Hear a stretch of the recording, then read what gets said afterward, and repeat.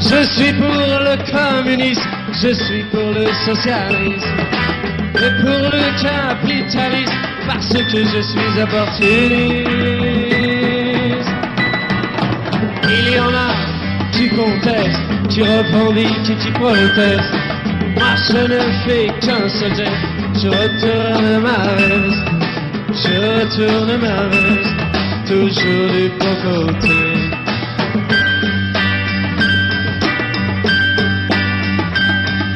Je n'ai pas peur des profiteurs, ni même des agitateurs. Je fais confiance aux électeurs, et j'en profite pour faire mon beurre. Il y en a qui contestent, qui revendiquent et qui protestent. Moi je ne fais qu'un seul geste, je retourne ma veste, je retourne ma veste, toujours du bon côté.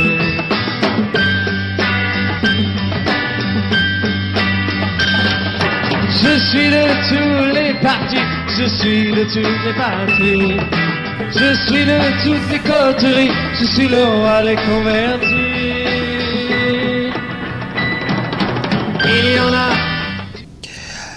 Il l'a fait, il était devant les deux chambres, le Sénat et le Parlement. Et il s'appelle comme ça, le chef de l'État, Félix-Antoine Tshilombo Tshisekedi. C'était l'actualité d'hier. Mais on analyse déjà sur la toile, il y a plusieurs remarques. Vraiment, les analystes avérés ont leur manière de dire. Vraiment, vous l'avez voulu, vous avez demandé à ce que nous puissions l'inviter. Il est venu aujourd'hui pour analyser avec nous cette actualité, le décryptage de ces discours. Il s'appelle comme ça, Monsieur Norbert Yamba Yamba, cadre de l'UDPS, un panafricaniste, un esprit. Monsieur Norbert Yamba Yamba, soyez le bienvenu. Merci, merci pour l'invitation. Voilà, Monsieur Norbert Yamba Yamba, si nous vous avons reçu ici, premièrement, d'abord, vous êtes de l'UDPS, vous êtes parti au pouvoir avec Félix-Antoine Tshilombo Tshisekedi. Hier, il était devant les congrès. Les discours est tellement critiqué sur la toile. Qu'est-ce que vous analysez? Qu'est-ce que vous pensez de ces discours? C'était un discours fleuve, selon les autres, ou un discours que le peuple attendait? Merci beaucoup. Peut-être que vous allez dire que ce que j'ai dit, c'est parce que je suis de l'UDPS, mais ça fait une dizaine d'années que vous me connaissez. Je suis non seulement de l'UDPS, mais je suis quand même un scientifique, je suis quand même un expert international qui s'occupe des questions de gestion des projets, etc. Et ce que je vais dire, à toute sincérité, reposera sur cette matrice d'analyse. Le premier sentiment que j'ai du discours du président, c'est la satisfaction. Nous nous sommes toujours battus que le Congo fonctionne autrement, que ceux qui sont au pouvoir, président soit-il, rendent compte à notre peuple de ce qu'ils font pour le compte de notre peuple. J'ai suivi le président et je me suis rendu compte qu'il a fait un exercice politico-technique. Vous savez, chez nous, il y a trop de politique, il y a moins de technique. Or, la transformation de la société se fait avec les techniques, doublées d'une certaine politique. Mais le président a fait un exercice cohérent parce qu'il voulait véritablement rendre compte à notre peuple. L'idée, c'était de dire, oui, je viens d'arriver au pouvoir, ça fait 10 mois. Mais j'ai mis en place un programme intermédiaire. Ce programme a coûté 492 millions de dollars. J'ai fait quoi? J'ai réalisé quoi? Et il reste faire quoi? Et donc, c'est le président qui véritablement fait cet exercice en présentant les prévisions, 425 projets, et en présentant les réalisations et les soldes. Tout compte fait, le président dit, sur les 425 projets, 70% ont été réalisés dans les 10 mois. Voilà mon sentiment de satisfaction. Deuxième sentiment de satisfaction, c'est que le président a démontré qu'en peu de temps, lorsqu'on a la volonté volontariste de changer les choses, on peut arriver à des grandes performances. Imaginez-vous, dans les 10 mois, sans intervention extérieure, et on réalise des choses merveilleuses. Tout ce qui était prévu. Les routes sur l'ensemble du territoire national, les hôpitaux, les centres de santé, l'électricité, l'eau, non. Y compris des projections sur le transport. Et pas de projections parce que j'entends des gens dire que, bon, ce sont des promesses, c'est une campagne électorale. Ah non, mes chers amis, il faut quitter le débat des rues, il faut revenir vers le débat de prospérité. Quand quelqu'un vous dit, voilà, j'ai trouvé l'avenue Luambo Makadi, non opérationnelle, je l'ai arrangé. J'ai trouvé l'avenue Kulumba, une grande avenue, à l'est, je l'ai arrangé. J'ai trouvé l'avenue Koutou, je l'ai arrangé. J'ai trouvé l'avenue du tourisme, je l'ai arrangé. J'ai trouvé l'avenue Pelende, je l'ai arrangé. Ça, ce n'est pas des promesses, ce sont des réalisations. Lorsque le président dit que j'ai construit les écoles, et il part d'une école symbolique dans la ville, moderniser les études Mokengeli. Lorsque le président vous dit que j'ai construit et réfectionné, bien entendu, dans une proportion d'une construction, l'hôpital au Kanchachi. Lorsque un pavillon qui a été incendié à Mamayemou, réfectionné et fait monter encore un deuxième niveau, ce n'est pas de la promesse, ça, c'est une réalisation. Lorsque des ponts, des bacs, on vous dit qu'il y a eu autant, je crois que c'est 18 ponts, 34 bacs, mon cher ami, ce n'est pas des promesses, c'est ça.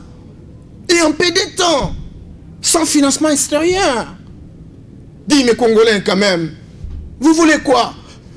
Il vient, il dit non, il faut appliquer l'article 43, la gratuité de l'enseignement. Allons-y, certes, il y aura des douleurs d'enfantement, mais nous allons recadrer. Nous allons prendre des orientations. Nous allons penser. Et aujourd'hui, la gratuité est opérationnelle. Toutes les discussions liées aux enseignants, aux nouveaux recrutés, aux agents du bureau, etc. On a même dégagé 34 000 enseignants, régularisé les non-pays, les nouvelles unités. Et 97 000, on dit non, dans le premier trimestre de l'année 2020. Dit, mais écoutez, il faut qu'on arrête cette façon émotionnelle de traiter l'information, cette façon émotionnelle d'apprécier les performances des institutions de la République. Je crois qu'il faut qu'une nouvelle classe politique s'installe dans la perspective de regarder ce qui se passe, en faire un diagnostic, et de ce diagnostic, dégager les points positifs et dégager les négatifs. L'idée, en fait, c'est que la personne qui est au pouvoir, dès lors qu'on les critique, il a au moins les éléments qui lui permettent véritablement d'aller dans une direction où souhaiterait le peuple. Mais lorsqu'on dit, j'ai entendu quelqu'un de l'opposition dire, moi c'était décevant. C'était comme quand la campagne électorale. Et lorsqu'il critique, il dit non, non, parce qu'on n'a pas installé les porte-parole de l'opposition. Donc, voilà, quelqu'un qui tire une conclusion sur un document qui a pris 2h30 et qui a repris un certain nombre, 425 projets, et lui, simplement, la question de l'opposition, qui est une question qui a un préalable, parce que l'opposition doit s'entendre pour avoir un porte-parole. Et voilà que les choses ne sont pas passées. Et le président donne une projection en disant, au début de l'année 2020, il faudrait que cette question soit réglée. On dit non, non, non, parce qu'il n'a pas donné l'ordre à l'Assemblée nationale. Donc, lui, c'est décevant, il n'a rien foutu. Monsieur Norbert Mbemba, les autres pensent que c'est un discours générique. Je prends le propos de Chéribin Okinde qui dit qu'il n'était pas satisfait par rapport à ses discours. Il a trouvé des promesses de campagne dans ses discours. Plutôt, le chef de l'État devait leur dire qu'est-ce qu'il devait faire et qu'est-ce qu'il n'a pas pu faire. Partagez-vous cette analyse. Mais c'est ce que je viens de vous dire. Je salue là où il est, Chéribin.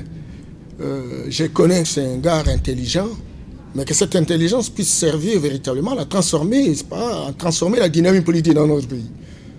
Si je dois entendre quelqu'un comme lui dire que le président n'a pas présenté ce qu'il a prévu, ce qu'il a réalisé, ce qu'il devra faire, alors là je suis désolé. Si ça doit sortir véritablement de la bouche de Chéribin, dont on croit qu'il est parmi, n'est-ce pas, les intellectuels qui sont en train de se battre pour fonctionner autrement. Ce que j'étais en train de vous dire, 425 projets, est-ce que c'est de la philosophie? Est-ce que de la campagne? Mais il y a eu 425 projets. Et on vous dit, la proportion de matérialisation physique, c'est 70%. Lorsqu'on vous dit qu'on a responsabilisé l'office de route, lorsqu'on dit qu'on a responsabilisé l'office de voirie et de drainage, et autant de projets, autant de réalisations, c'est pas de la campagne, ça. Le problème, c'est que l'élite politique est pris dans un piège où il ne sait pas nager. On était habitué à des débats d'opinion. Tel a dit ceci, la Constitution ceci. Tout le monde se montrait véritablement dans l'art de mieux dur, etc. Maintenant qu'on ramène le débat sur la question technique, le président était technique. Il a démontré sous base des statistiques les conclusions qu'il aurait tirées. Ce débat-là n'est pas dans la classe politique. La classe politique est appelée à donner des incantations, des chapelets d'intention. Le président n'était plus dans les intentions. J'ai prévu autant, voilà ce que j'ai réalisé. J'ai prévu autant, voilà ce que j'ai réalisé. Dans les jours qui viennent, voilà ce que je vois. Mais quelqu'un dit, mais trop de promesses. Mais écoute, qui peut faire la redevabilité s'il ne dit pas ce qui a marché, ce qui n'a pas marché, ce qu'il attend faire dans les jours qui viennent? Mais ce n'est plus de la redevabilité. Et donc c'est un leader charlatan. Tel n'est pas le cas pour notre président. Donc je voudrais simplement dire que, parce que l'opposition est en train de dire ainsi, ne prenez pas ça comme la parole de l'évangile. C'est vrai, c'est de bonnes guerres. L'opposition a toujours critiqué, ça c'est évident. Ce que nous voulons, c'est que ces critiques deviennent des critiques de fond pour permettre à l'autorité de prendre des décisions, des corrections. Mais si on reste superficiel et émotionnel, à ce moment-là, ça devient un danger public. Il a aussi parlé de son bilan de 100 jours, d'urgence. Il a essayé un peu de lister ce qu'il a fait, mais les autres pensent que les 100 jours ne devaient pas seulement se limiter dans 2 ou 3 provinces. Ça allait vraiment toucher toute la République, mais les chefs de l'État devaient être sincères devant le Congrès et dire que le 100 jours a échoué. Non, mais il faut bon, j'allais dire arrêter de conneries, mais je risque de croire que je suis en train de m'adresser à vous, là. Mais non, ça devient un problème. Il faut écouter les discours et essayer d'analyser ce discours. Encore qu'il faut le lire. 2 ou 3 provinces, c'est quoi ça? Il y a Kinshasa. Quand on vous dit qu'on va de construction de 1500 maisons qu'il faut monter. Et on vous dit qu'il y a 5 provinces. Vous dites qu'il y a 2 ou 3. Non, arrêtez. Il y a Kinshasa, il y a Sud-Kivu, il y a Kassai oriental, il y a Kassai, il y a Congo central. Et chez qui? Ce n'est pas chez les parents de quelqu'un, c'est chez les militaires. Mais le Congo a 26 provinces. Pourquoi seulement sélectionner 3 ou 5 provinces du moment que le Congo, ce n'est pas ces 5 provinces? Vous savez, et le débat est intellectuel par rapport à ça, cher Delphin. Vous êtes un journaliste qui grandit bien. Je crois que vous avez intérêt véritablement à nous recadrer. Nous sommes dans un pays de 80 fois plus que la Belgique, 100 fois plus que le Rwanda, 9 fois plus que le Japon, 5 fois plus que la France, et donc 120 fois plus que le Luxembourg, 2000 fois plus que Sao Tomé Principe. À chaque niveau, il y a ce qu'on appelle des problèmes. Je prends Sao Tomé Principe, c'est 200 000 habitants, c'est 1000 km². Donc c'est 9 fois la ville de Kinshasa. Si Sao Tomé est un pays, et lorsque vous voulez parler de Kinshasa, de la RDC, qui est 2000 fois plus que Sao Tomé Principe, vous allez résoudre tous les problèmes à la fois. C'est comme ça qu'en planification, il y a le concept de la hiérarchisation des besoins, les concepts de la prioritisation des besoins. Les besoins sont illimités. Je ne vais pas envoyer les gens faire l'économie élémentaire, mais comme les besoins sont illimités, et donc il faut savoir faire une programmation pour que de manière progressive, évolutive et graduelle, vous soyez en mesure de résoudre les différents problèmes. Ça, c'est la première chose. Deuxième chose, la responsabilité du président de la République, qui du reste fait partie de l'exécutif du gouvernement central. Écoutez, le gouvernement central a des compétences exclusives et partagées. La responsabilité du président de la République, c'est de se conformer aux compétences exclusives du niveau national et laisser d'autres responsabilités aux provinces, aux villes, aux communes, aux secteurs et aux chefferies. À chaque niveau, il y a des compétences exclusives et partagées, mais à chaque niveau, il y a des moyens, il y a un budget, il y a un programme. Lorsque on veut vraiment analyser les prestations du chef de l'État et que l'on veut tirer des conclusions pour dire qu'il n'a pas arrosé l'ensemble de la République, c'est qu'on oublie la configuration institutionnelle de notre pays. Notre Constitution a prévu deux pouvoirs, le pouvoir central et le pouvoir provincial, mais 3 niveaux de gouvernance. La gouvernance au niveau central, provincial et local. Donc à chaque niveau, il y a des actions qui sont menées. Et les actions qui sont reprises dans le discours du président de la République sont essentiellement des actions qui sont contenues dans les compétences exclusives et partagées. Sur cela, et là, il faudrait que la classe politique soit suffisamment recyclée. Parce que lorsqu'on veut vraiment parler des choses et qu'on n'a pas des éléments d'appréciation pour tirer une conclusion concluante, alors ça devient un danger public. Donc, au-delà de ce que nous avons entendu parler des maisons de montage, le président a même dit qu'il y aura encore 3000 qui vont venir. Déjà commandés. Pourquoi commander? Excusez. Et l'électricité. Lorsqu'on vous dit qu'il y aura Inga 3, lorsqu'on vous dit qu'à Kimbanseke, on a fait ceci, lorsqu'on dit que dans les prochains jours, il y aura des centrales solaires dans le Sankou, au nord Bangui, au Bazouélé. Mais écoutez, est-ce que c'est vraiment dans des pays, dans des provinces? Lorsqu'on vous dit non à Kabalo, lorsqu'on vous dit non, dans le Katanga, à Likassi, pour renforcer véritablement l'électricité, éviter le délestage. C'est des provinces. Non, mais écoute, arrêtez. Mais M. Norbert Mbemba, j'étais avec Devos Kitoko quand il dit, mais pourquoi chercher à ce qu'on puisse faire une demande, qu'on nous amène des maisons préfabriquées, du moment que nous avons celui ici, nous avons le ciment, on peut construire ici, ce sont des dépenses inutiles, vous faites saigner la caisse de l'État. Est-ce qu'il ne sait pas que le coût, c'est un secrétaire général d'un parti, il semble être sur quoi, professeur d'université, avant de sortir quelque chose, il doit montrer qu'il est PhD. Je suis désolé, hein. Le coût de ciment d'un sac fabriqué localement, c'est loin supérieur au coût de ciment importé. Le sac de ciment importé est moins cher que le ciment. Ça c'est un. 2, nous sommes dans le cadre d'un programme intérimaire. Ce programme intérimaire a une durée de vie.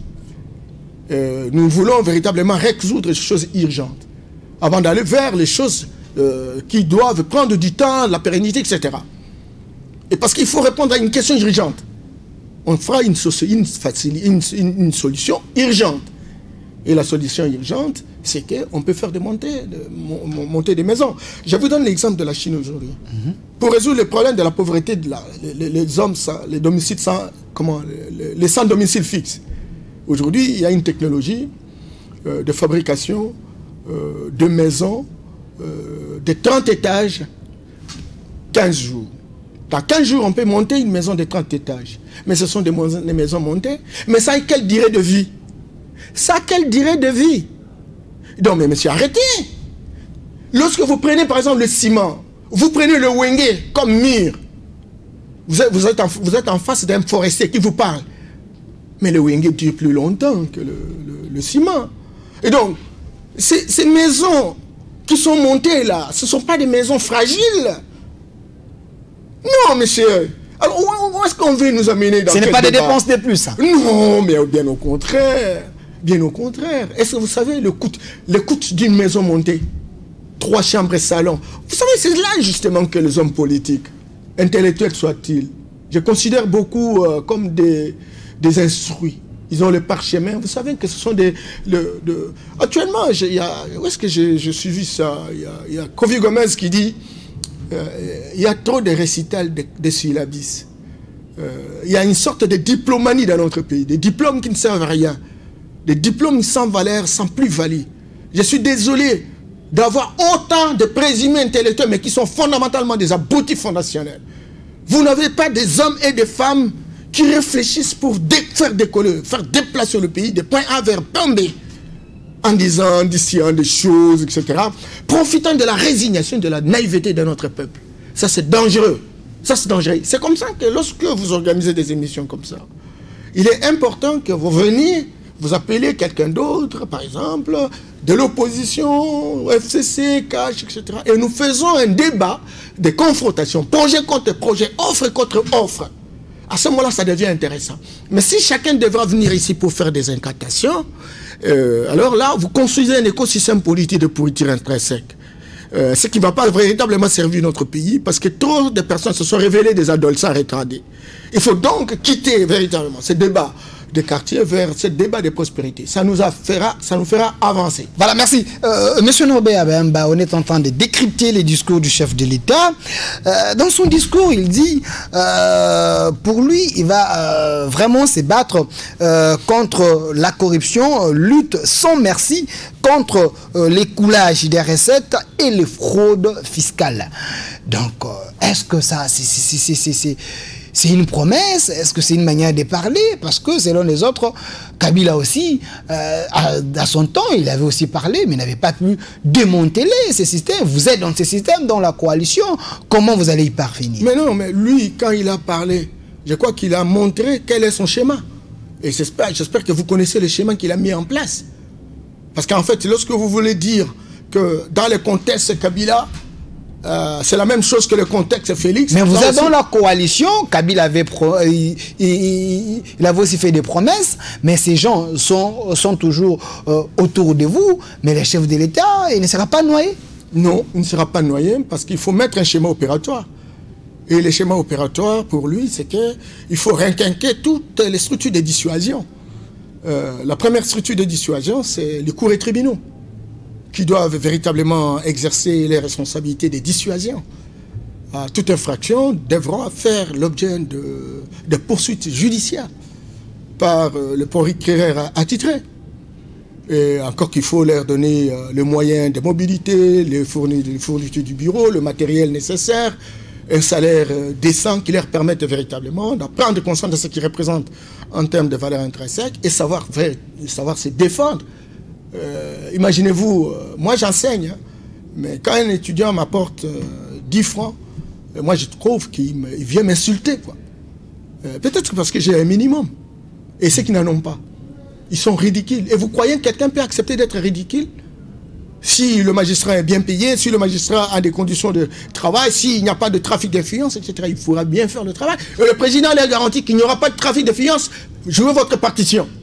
Deuxième chose, il dit la Cour des comptes. Toutes ces structures qui ont été mises en place, on a des magistrats. Mais ils font quoi? Certes, ils ont fait des rapports, etc., qui n'ont jamais été suivis. Le président dit non, nous on suivra.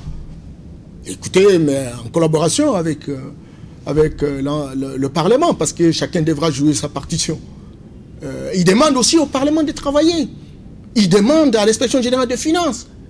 Il demande à la société civile de faire le contrôle. Un Parlement rempli de l'ancienne majorité. Il demande également aux journalistes, à la presse de faire son travail. Mais il met encore une structure additionnelle qui doit traquer les escrocs, les vautours des grands chemins. C'est l'Agence nationale de lutte contre la corruption.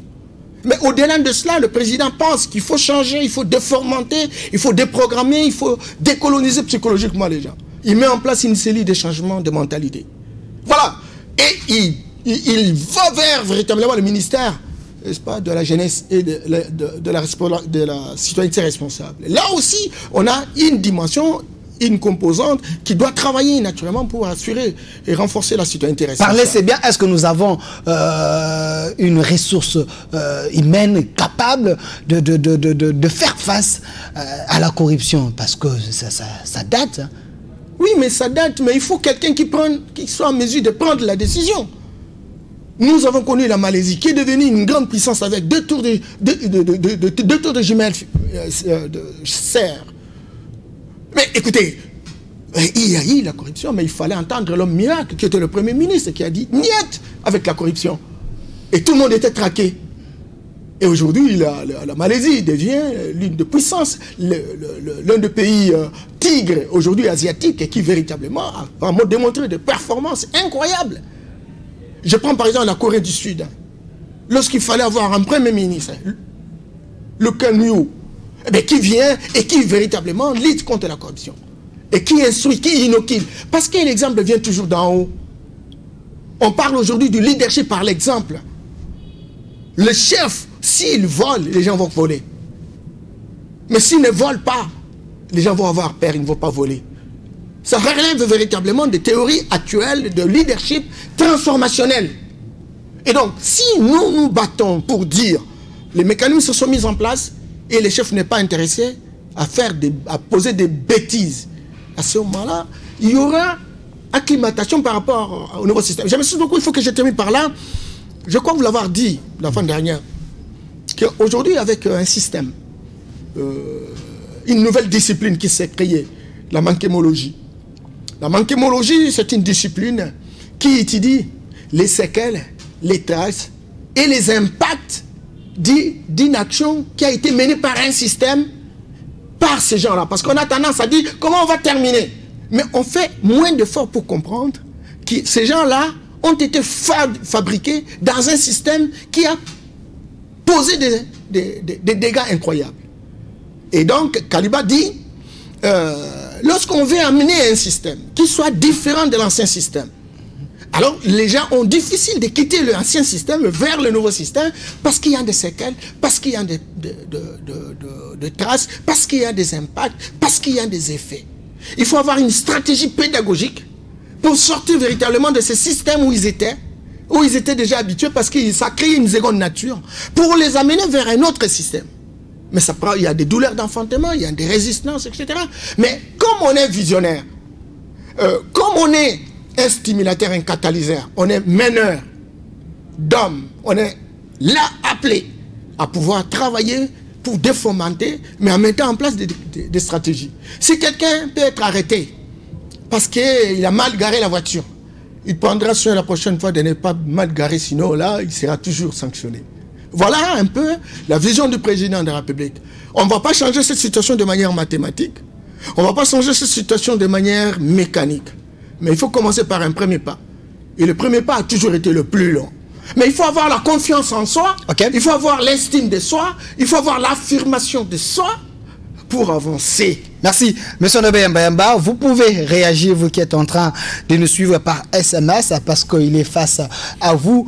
L'émission est intitulée 4 vérités. Vous avez aussi votre version de la vérité. Voilà, sur ce plateau, je suis avec Monsieur Nobé Mbayamba, les cadres de l'UDPS parti au pouvoir. Voilà. Monsieur Nobé Mbayamba, apparemment, le chef de l'État, il a les ambitions très géantes, mais les autres pensent qu'il met le pays dans des défis que lui-même ne va pas relever. Quand on amène un pays à un budget de 10 milliards, que les autres pensent que c'est un budget par la foi, lui donne l'exemple de l'Angola. Il faut avoir de l'ambition, il faut oser aller de loin. Mais du moment que dans ces pays, nous connaissons que les autorités n'ont pas la culture de payer même des taxes de l'État. Comment y arriver? Mais il faut poser des jalons. Un bon leader transformationnel, c'est quelqu'un qui voyage dans le temps, 50 ans, 100 ans. Il connaît ce qui devra se passer à 100 ans. Et il revient, il nous réveille, il dit embarquons-nous dans une dynamique et nous allons arriver à voir la boussole jusqu'à ce que nous arrivions à 100 ans. C'est ça. On dit que ces leaders-là sont des utopistes. Ce sont des rêveurs, mais ce n'est pas de la rêverie romantique. Rêver pour matérialiser. Et tu sais qu'il dit, voudrait poser des jalons. Il connaît ce qui devra se passer à 100 ans. Il dit, mes frères, on a pris beaucoup de temps. Travaillons aujourd'hui pour que nous puissions avancer. C'est cela. Il faut avoir des ambitions. Un leader qui n'exprime pas ses ambitions. Et il a dit, il prend l'engagement. Mais il sera plus efficace lorsqu'il implique. Et c'est comme ça que vous avez suivi. Il a rappelé le Premier ministre. Il a rappelé le ministre. Il a rappelé l'Assemblée nationale. Il dit, nous jouons notre rôle. Nous jouons tous dans une même équipe. Chacun devra jouer sa partition pour que nous puissions gagner. Mais c'est lui là, la lumière, c'est lui la boussole. C'est lui qui draine, qui mobilise, qui catalyse. Et il doit le faire. S'il n'a pas d'ambition, mais s'il n'exprime pas ses ambitions. Mais il a déjà trop de promesses non réalisées. Mais c'est comme ça que nous avons besoin de l'opposition pour nous dire cette promesse ne sera pas réalisée. Encore qu'il faut que ça soit intelligible. Intelligible. Quelle est la promesse qui ne soit pas réalisée? Lorsque le président vous dit, oui, 10 millions, 10 milliards, c'est peu. Et il démontre les potentiels qui sont les nôtres. Mais il ne s'arrête pas aux potentialités. Il dit, voilà le paradigme qui a existé. Nous avons travaillé dans une sorte d'approche de rentabilité externe.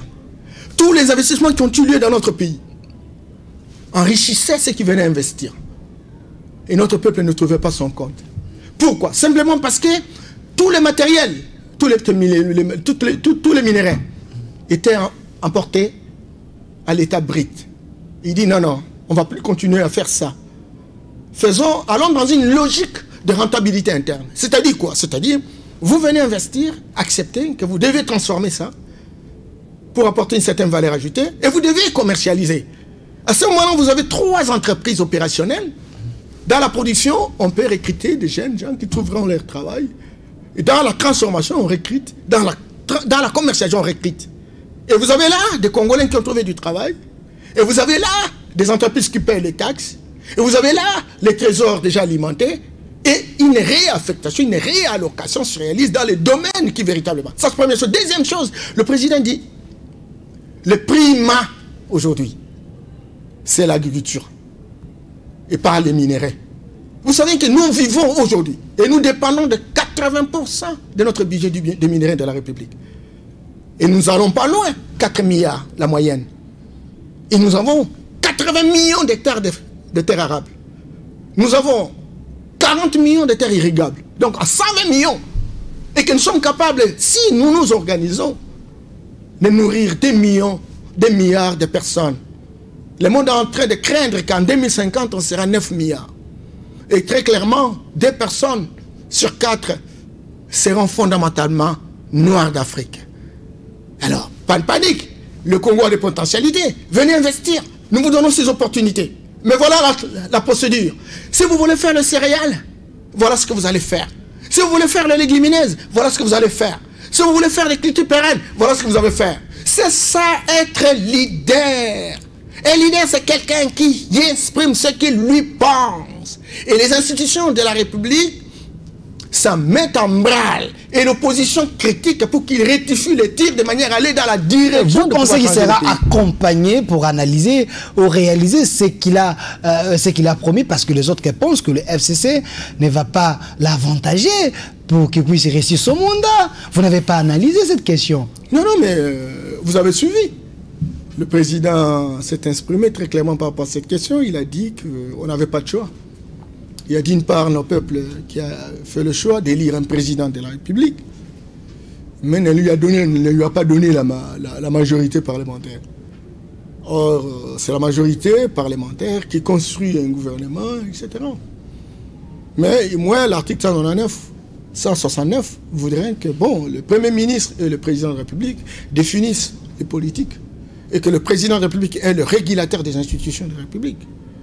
Et en tant que tel, donc, lui trouve que pour résoudre, pour véritablement matérialiser physiquement sa vision, il était obligé, malgré que nous nous sommes opposés diamétralement pendant plus de 30 ans, 20 ans avec l'AFDL, aujourd'hui l'FCC, nous ne pouvons que travailler ensemble. Ben, c'est notre pays, non? J'ai trop entendu beaucoup de souverainistes dans ce groupe-là. Alors si le président vient avec la thématique peuple d'abord, et qu'ils sont des souverainistes, c'est le Congo et le Congolais qui comptent. Je pense qu'au fur et à mesure qu'on avance, il y aura dédramatisation de l'atmosphère de relations politiques. Parce qu'aujourd'hui, il y a un problème de gestion au niveau de l'intelligence émotionnelle. Mais au fur et à mesure, on était diamétralement opposés, on est ensemble, il y a des douleurs d'enfantement. Mais vous avez un président qui a la grande capacité de gestion de ses émotions Et vous avez l'ancien président qui est le chef de du FCC qui aussi croit naturellement à ce que le pays fonctionne autrement. Et les échanges et les relations entre les deux se font de manière bonne, en tout cas à croire le président de la République. Je pense qu'il prendra soin, lui qui est entré par la grande porte, de recadrer parfois certains dérapages, certaines dérives, etc. Pour que cette coalition réussisse, parce que tous, nous allons devoir être bénéficiaires des dividendes. Monsieur Mbemba, une question de curiosité. Dans le couloir politique, les gens en parlent. Et permettez-moi de vous poser cette question. Le chef de l'État, ce n'est pas quand même un militant du PPRD. Le chef de l'État, c'est quand même, il représente la nation. Lorsque le militant du PPRD ou soit du FCC, à tout moment, l'autorité morale, Joseph Kabila Kabange, lui aussi le président de la République, dans ses discours, à tout moment, il ne fait que citer Kabila, les louer, il devient les chantres peut-être du FCC. C'était pas de trop dans son discours? Non. C'est de l'intelligence politique. Ça s'appelle le feeling. Vous savez, l'intelligence politique, c'est une nouvelle discipline. Il y a des gens qui disent, moi je suis politologue, mais ils n'ont pas étudié l'intelligence politique. C'est une nouvelle discipline. Les gens doivent s'acclimater en fait. Ils doivent se recycler. Ils doivent apprendre, désapprendre, réapprendre. Ils n'ont pas cette impression qu'ils sont en train véritablement d'apprendre des choses. C'est aussi un problème d'éducation et d'humilité. Aujourd'hui, s'il y a les gens du FCC qui est autorité morale, regardez, va ici à Matongé, tu vas vérifier. Vous avez des receveurs qui prennent les gens dans leur bus pour aller à Kingasani. Ils crient Kingasani, Kingasani, les gens entrent.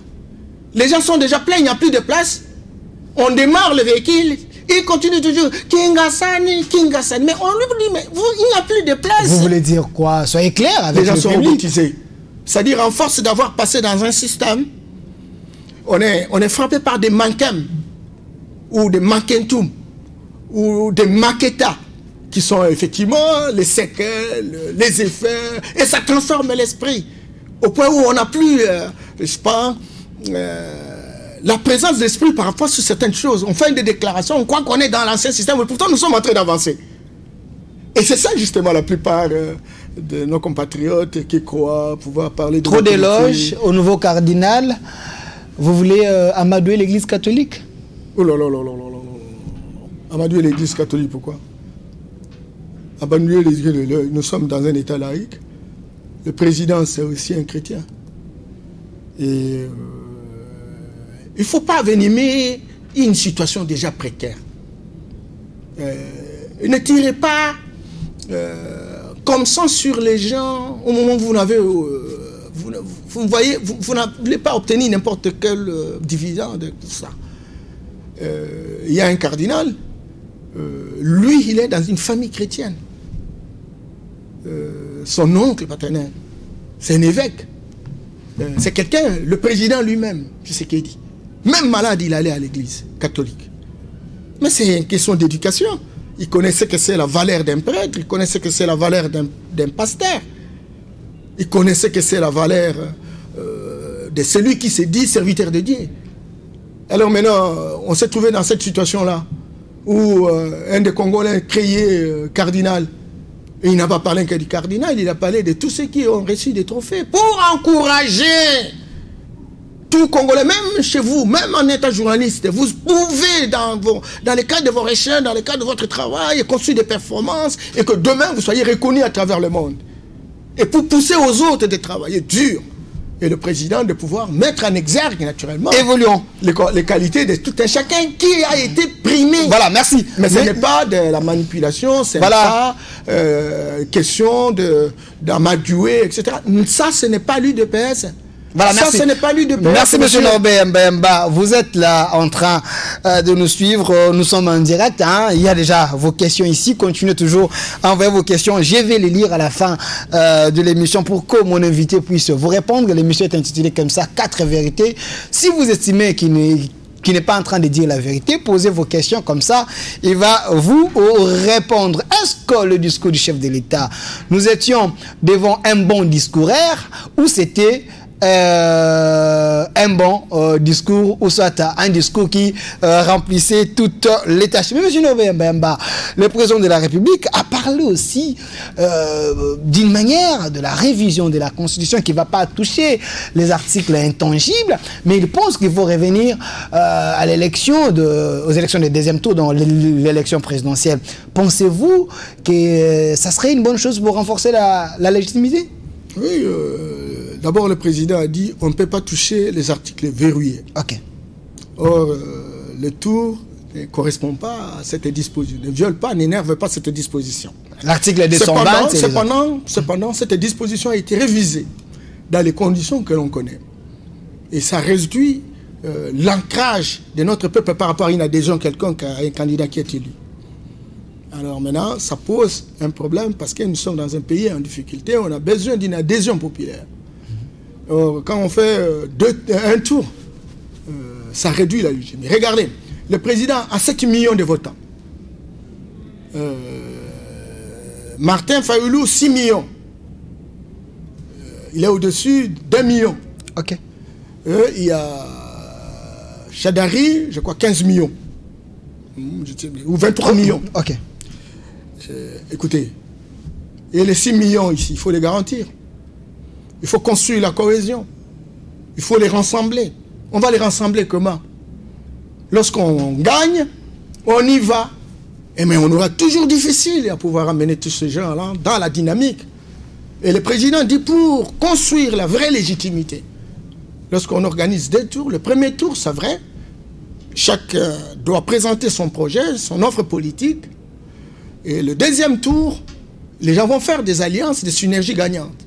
À ce moment-là, on élargit l'assiette de ceux qui croient à un projet. Et lorsqu'on va prendre des mesures exceptionnelles, vous avez au moins la garantie que vous serez suivis. Parce que ces gens-là ont adhéré à votre projet.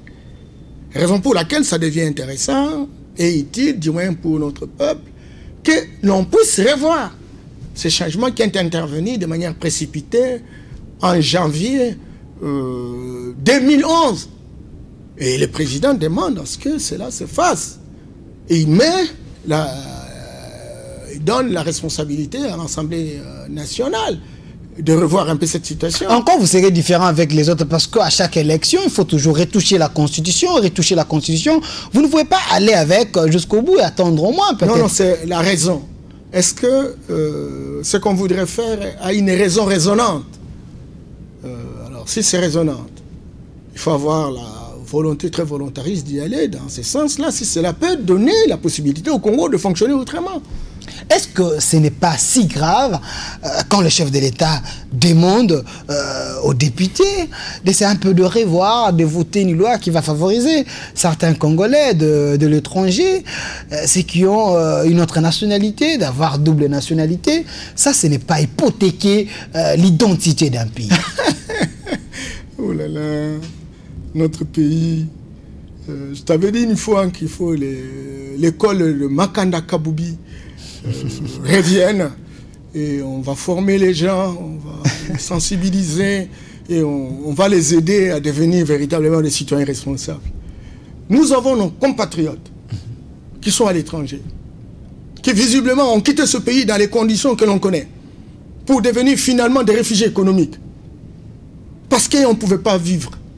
Vous voyez combien de personnes meurent dans les îles des Canaries, dans la Méditerranée, parce qu'il faut quitter l'enfer. Et beaucoup ont changé leur nationalité. Ils n'ont jamais été considérés comme tels. Vous êtes noir, vous êtes en Belgique, on vous regarde 2 fois quand vous dites « je suis belge ». C'est cela la réalité. Nos frères souffrent. Moi j'ai étudié en Belgique. Je connais ce que je dis, ça. Et le président dit, lui qui a passé tout son temps en Belgique. Il n'y a pas que Belgique, il faut aller aux États-Unis, il faut aller en France, et un peu presque partout. Nos compatriotes ont envie véritablement d'investir. 9 milliards de dollars rapatriés au pays par l'entremise de Western Union. C'est toute une province, ça. Et vous voulez dire que ces gens-là qui donnent de l'argent, qui font tout, qui construisent, n'ont pas le droit de citer chez nous? Entre-temps, vous allez en Côte d'Ivoire, quelqu'un est ivoirien, il est français, il est béninois. Ah bien écoutez, arrêtez. Quel est le mal? Et vous avez vu le président, lorsqu'il est allé à l'étranger, il a travaillé, il a parlé avec la diaspora. Qu'est-ce qu'il leur avait dit? Venez investir chez nous. Vous croyez qu'il n'y a que des malheureux dans la diaspora? Mais il y a quand même des normes à remplir. Bien entendu, il y a des Abandonnez la nationalité étrangère, revenez, ayez votre identité, c'est tout. Les Français, chacun a son droit positif. Nous pouvons construire notre droit positif de ce que nous voulons. Les droits doivent être la volonté des citoyens. On a imité les Gréco-Romains, et même cette imitation, elle est fausse, parce que ça ne nous a jamais amené vers le développement. Et alors encore que le développement est une notion qui est remise en question, parce que c'est un paradigme occidental qui ne va jamais nous donner. Il faut contester le développement, il faut inventer une nouvelle dynamique, et j'attends de le démontrer le 4 janvier 2020, où je démontre que l'Afrique peut devenir le continent du XXe siècle, plus que la Chine, plus que les États-Unis d'Amérique. Voyez. Donc, moi je crois qu'aujourd'hui, ne se laisserons pas dans l'état d'animalité zéro. Évoluons, parce que le monde est en train d'évoluer. Le paysage politique national et international évolue. Nous avons l'Europe d'ailleurs. L'Europe s'est construite comment? C'est pas la diaspora européenne en Amérique. Regardez l'Israël, devenir une grande puissance au même titre que toutes ces puissances à travers le monde. C'est la diaspora. Alors maintenant, il ne faut pas leur donner la nationalité. Pourquoi? Pourquoi? Il y a des gens qui sont en politique en France, mais qui sont des juifs. Et qui sont aussi des nationalités. Ben écoute, alors les autres le font, pourquoi pas. Je sais que nous avons un problème avec nos voisins qui utilisent des procédures parfois qui n'honorent pas. Et nos frères qui habitent les frontières voient un peu cette situation et ne sont pas très favorables par rapport à l'émergence de plusieurs nationalités. Mais je crois que ce n'est pas une question qui puisse bloquer la dynamique. C'est une question qui permette qu'on y réfléchisse pour mettre des garde-fous, mettre des remparts pour que nous puissions réduire cette situation. Ça, ce n'est pas ouvrir une boîte à Pandore, M. Norbert. Toujours des boîtes à Pandore dans un pays qui manque d'intelligence. Tout est boîte à Pandore. On va aller jusqu'où? Et les cerveaux qu'on nous a donnés. Monsieur Norbert Yamba, dans la mesure du possible, nous avons un président de l'Assemblée, peut-être qui a double nationalité. Vous avez un ministre, il a double nationalité. Peut-être qu'il a détourné l'argent et vous voulez le poursuivre. Il renonce à votre nationalité et dit « je suis américain ». Vous allez faire comment? Mais vous croyez que si un Américain pose un acte incontrôlé sur le Congo, on ne peut pas le poursuivre? C'est une infraction de droit commun. Vous volez l'argent. Ben écoute, mon cher ami, vous voyez comment ça? Il y a même des fonds où on peut récupérer par un tribunal étranger, etc. Non, mais ça, c'est pas un problème. On peut aussi avoir un président qui a double nationalité, président de la République, par exemple? Non, mais nous devons déterminer ça dans notre Constitution. Pour l'instant, nous disons que quelqu'un qui a double nationalité ne peut pas. Mais nous pouvons lui donner la possibilité de voter. Nous pouvons lui donner la possibilité d'investir, qu'il ait les mêmes avantages que le Congolais. Voilà. Monsieur Norbert, dans le discours toujours du chef de l'État, il a dit trop de choses, on ne peut pas tout terminer. Aujourd'hui, il dit l'année 2020, c'est une année d'action. On parle d'action sur quel terme, sur quelle manière? Parce que si on essaie de voir, alors l'année 2019, c'était une année d'expérience, vous êtes en train d'apprendre? Non, mais on en parle toujours, c'est pas la honte.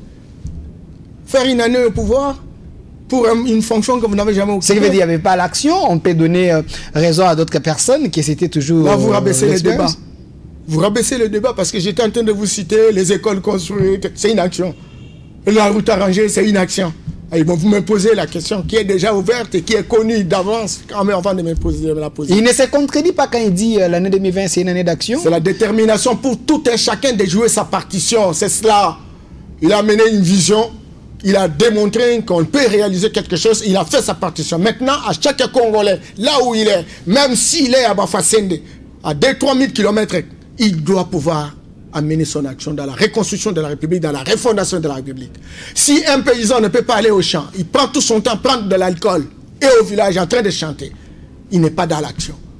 Il faut remobiliser les gens autour de l'action pour que la somme des différentes actions donne une performance pour l'ensemble de la République. C'est cela le discours du président de la République. Il y a tellement déjà de messages, je vais les lire à la fin, comme ça vous allez faire cet exercice de répondre à nos publics.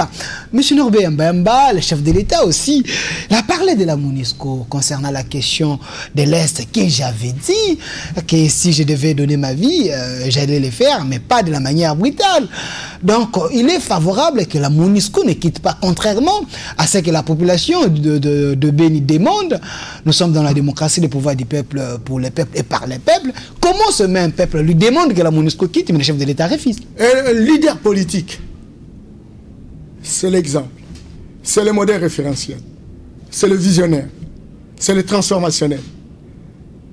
Et donc, c'est le référentiel qui est capable d'écouter son peuple et qui a une grille d'analyse loin supérieure à celle de son peuple, parce qu'il a plus d'informations, il a plus de collaborateurs qui ont une somme d'intelligence que le peuple. Et il écoute le peuple, il sait la direction du peuple, mais il sait aussi orienter le peuple, parce qu'il sait que dans telle direction, il y a tel avantage comparatif. C'est cela. Et donc, c'est comme ça que l'élite politique a aussi la responsabilité de façonner l'opinion. Pas seulement écouter, mais de façonner l'opinion. C'est très important. Raison pour laquelle les gens organisent des formations dans chaque parti politique. Et tout simplement parce qu'ils veulent bien accroître le niveau de lucidité de leur peuple, de leurs citoyens responsables, de leurs militants ou combattants. C'est cela. Et donc, par rapport à cette question, n'est-ce pas, de l'Est, et la volonté de la population de pouvoir faire partir la MONUSCO. Vous savez, cher Delphin, à une question complexe, il ne faut pas donner des solutions simples. Le problème de l'Est, c'est un problème complexe. Et dans la complexité, il y a plusieurs compartiments, il y a plusieurs composantes en interaction dynamique. Je crois vous l'avoir dit, qu'il y a convergence d'intérêts. Vous avez des Congolais, il faut aller à Goma, il faut aller à Béni, il faut aller à Butembo, il faut aller à Bukavu. Lorsque vous posez des questions, qui est le propriétaire de telle maison? Vous allez suivre, c'est un fils. Mais il a eu l'argent comment? Beaucoup sont dans ces réseaux. Il en est de même ceux qui sont au niveau de Kinshasa. Ce sont des Congolais comploteurs. Mais vous allez dans la sous-région, il y a beaucoup de sous-traitants qui, dans la plupart des cas, viennent des noms voisins. Ça aussi, c'est un agenda qu'il faut résoudre. Résolvez l'agenda national, il y a la sous-région. Mais il y a aussi des multinationales qui deviennent véritablement des prédateurs à grande échelle, mais qui veulent véritablement construire une guerre, des guerres récurrentes. Vous savez qu'aujourd'hui, il y a trois sources, trois industries qui génèrent l'argent. Il y a l'industrie pharmaceutique, parce qu'il y a plus de 400 milliards de dollars qui sont en circulation, et on monte même des mécanismes pour créer des médicaments, etc., de manière à réduire la population. Il y a l'industrie numérique, ce qu'on appelle l'économie de la connaissance aujourd'hui. Là aussi, ça génère beaucoup d'argent. Mais il y a aussi la guerre. La guerre est devenue la plus grande usine. Beaucoup disent que beaucoup de pays aujourd'hui qui sont des grandes puissances, lorsqu'on arrête la guerre, écoutez, leur économie va chuter. Le produit intérieur brut va même diminuer de plus de 50%. Et donc, aujourd'hui, très clairement, le président de la République sait qu'à un moment donné, on avait besoin de la MONUSCO. Vous savez, chaque chose qui a des mauvais de faiblesse a aussi des forces. La MONUSCO, certes, vous connaissez, les forces des Nations Unies, nous avons une expérience malheureuse. Vous vous rappelez, en 1960, Lumumba a été tué. Et nous avons des séquelles, nous avons des maquettes de ce qu'a été le ONU. La MONUSCO est arrivée. Il y a beaucoup de remarques, il y a beaucoup d'observations par rapport à son inefficacité. Là aussi, c'est un problème aussi qui a été réglé au niveau de Nations Unies. On aurait pu donner un mandat clair à la MONUSCO pour attaquer toutes les forces, toutes les bandes armées. Et vous avez suivi le président de la République à la 74e Assemblée à Washington. Il a plaidé pour qu'on puisse revisiter le mandat de la MONUSCO. Tout simplement parce que la MONUSCO aujourd'hui n'agit pas comme une brigade qui va aller véritablement attaquer directement les bandes armées. Raison pour laquelle il y a des attitudes. Certes, on connaît la fausse modestie internationale, l'hypocrisie internationale, le mécanisme de pénétration et de domination, etc. On connaît. Voilà. On connaît que nous sommes un État patrimonial. Mais attention, il y a des bons et des mauvais côtés. Aujourd'hui, vous savez pourquoi il y a des guerres récurrentes? J'ai fait Goma, Beni. Je suis allé jusqu'à Gisenyi, Tchangungu. J'ai vu dans nos villages, vous savez, nos villages, il n'y a plus personne. Le marché de Goma, le marché de Bukavu, aujourd'hui alimenté par le Rwanda. On veut quoi? On veut chasser nos compatriotes. Je termine par là. Voilà. On veut chasser nos compatriotes pour qu'on vienne repeupler ces endroits. Dans ces conditions-là, voilà. Si la Monico partait, aujourd'hui, on a vu l'inefficacité de notre armée. Nous avons plus de 100 000 hommes. Monsieur Norbert Mbemba. Qu'est-ce qu'on a foutu?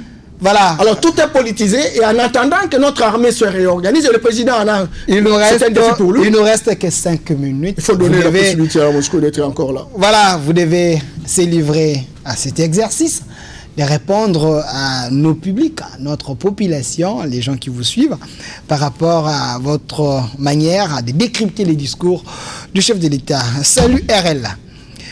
Norbert Mbemba, je l'aime bien. Moi, je l'appelle maître de l'école.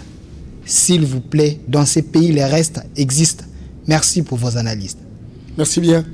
Merci. Moi aussi, je vous aime bien. Nous avons besoin de vous parce que le Congo doit fonctionner autrement. Et on a besoin des hommes honnêtes, responsables, mais qui ont la puissance et du savoir pour donner des orientations. C'est peut-être le défi que nous sommes assignés. Salut RLTV. Je ne suis pas d'accord. La corruption, Félix, sera incapable de la démanteler. Du moment qu'à la présidence, c'est la règne. Yamba dit quoi?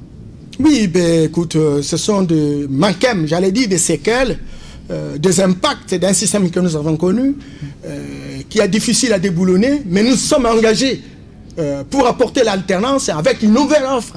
Et nous sommes en train de monter des mécanismes dans le sens véritablement de faire partie définitivement de la corruption.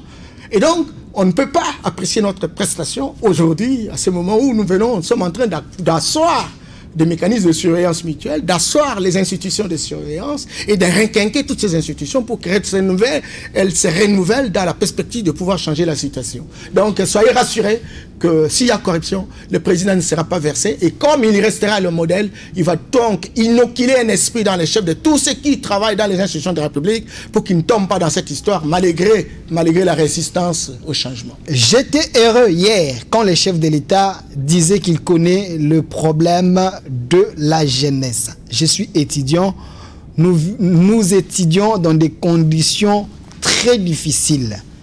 Est-ce réellement il connaît le problème de la jeunesse? Oh là là, le président tout le temps il n'a été qu'avec la jeunesse et c'est la jeunesse qui lui a donné ce courage, cette détermination, encore que lui-même il a passé tout son temps depuis 19 ans dans la création de l'IDPS, etc. Aujourd'hui il a une cinquantaine d'années, c'est donc un jeune qui a été acclimaté, qui a été formé, rodé, et il connaît bien la situation des jeunes. Il a l'expérience du Congo, il a l'expérience de l'extérieur, il connaît comment les jeunes souffrent au pays, il connaît comment les jeunes, parce que les gens ont tendance à croire que même ceux qui sont en Europe sont dans de bonnes conditions.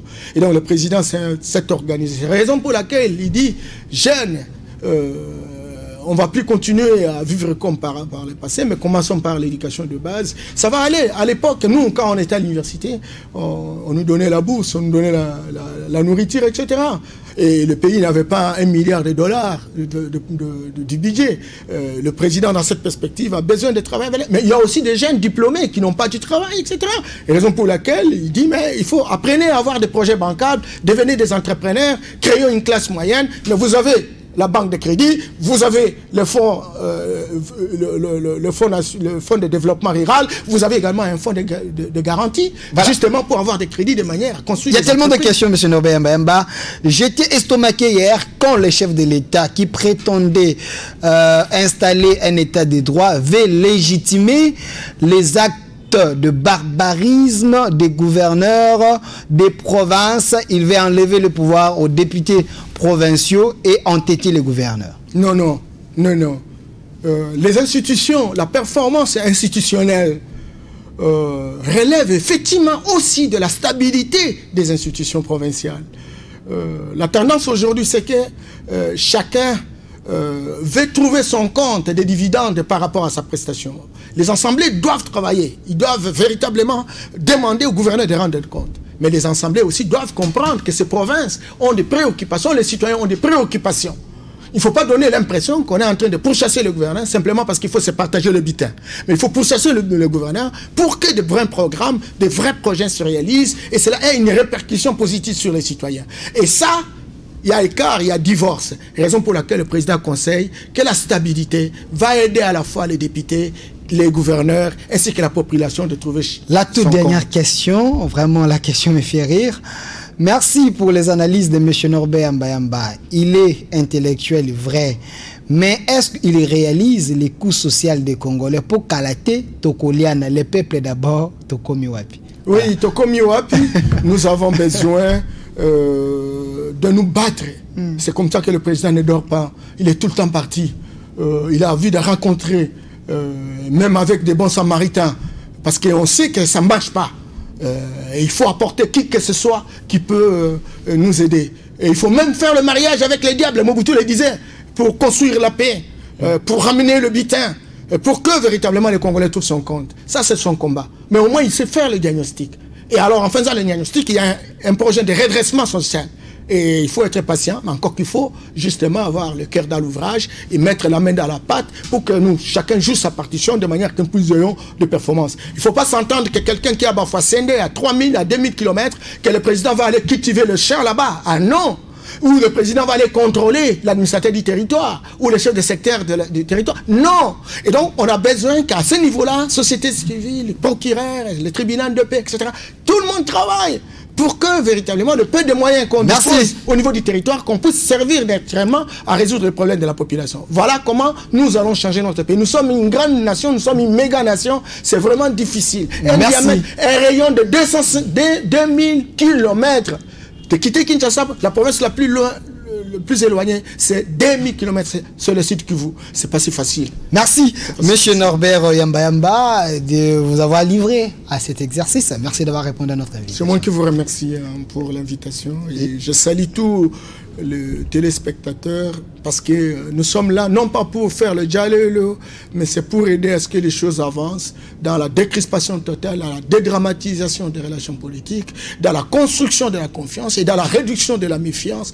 parce que la méfiance a beaucoup détruit notre pays et nous avons besoin de la cohésion. Merci, M. Norbert Mbemba. Je rappelle qu'il est cadre de l'UDPS et membre du CACH, donc ils sont au pouvoir avec Félix-Antoine Tshilombo Tshisekedi. Il était notre invité d'aujourd'hui pour décrypter les discours du chef de l'État devant le 2 chambres, donc en congrès. C'était hier, M. Norbert Mbemba était là, s'est livré à un exercice. Il a répondu à toutes, bon, pas à toutes vos questions, mais à des questions. On ne pouvait pas tout terminer aujourd'hui. Merci à la réalisation. Il y avait M.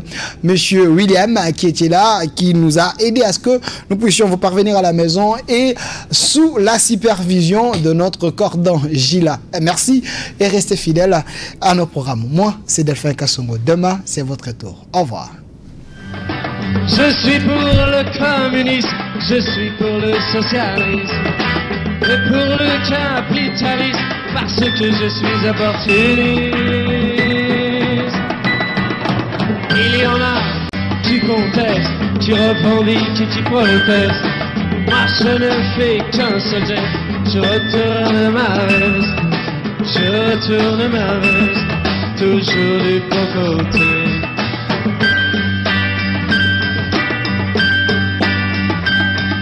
Je n'ai pas peur des profiteurs, ni même des agitateurs. Je fais confiance aux sélecteurs, et j'en profite pour faire mon beurre. Sélecteurs, et j'en profite pour faire mon beurre.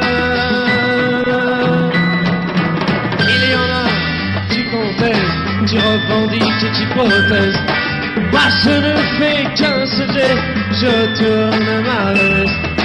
Je tourne ma veste, toujours ma veste. Je tourne ma veste, toujours du bon côté.